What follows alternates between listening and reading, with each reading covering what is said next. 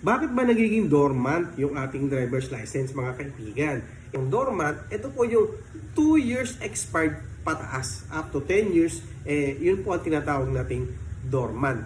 Kaya, kapag naging dormant na or na-expired ka na ng 2 years pataas, doon sa mga district office ka napupunta. So marami nagtatanong dyan paano kung 7 years na, 8 years na, 9 years or 10 years na yung expired yung kanilang driver's license, magkano yung magagastos? Okay, so eto, sagutin po natin.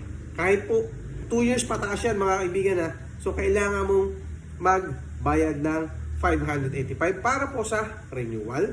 Siyempre meron po exam yan ng 100 pesos. Meron din po yung medical na 500 to 600 pesos.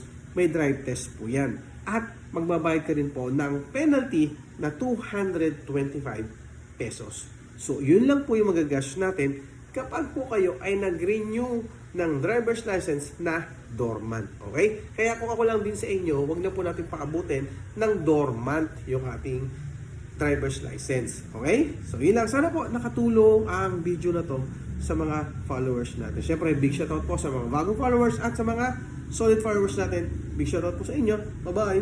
Thank you.